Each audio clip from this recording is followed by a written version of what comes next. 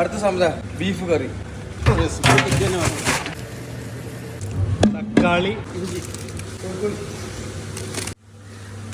മല്ലിപ്പൊടി, മുളക് പൊടി, ഗരം മസാല, ബീഫ് മസാല, ജീരകപ്പൊടി അല്ല, കല്ലുപ്പ്, വെളിച്ചെണ്ണ. 10 മിനിറ്റ്. നമ്മൾ വെള്ളം ഒഴിച്ചു കൊടുത്തിട്ടില്ല. പിന്നെ മാത്രമല്ല തക്കാളി, ഉള്ളി, മീറ്റിന്റെ നീരാണ്. നമ്മൾ വെള്ളം ആഡ് ചെയ്യില്ല, ആ വെള്ളത്തിൽ നമ്മൾ കറി വെളിച്ചെണ്ണ ചെറിയ തീയിലിങ്ങനെ ഓവർ തിളപ്പിക്കണം. കുരുമുളക് പൊടി.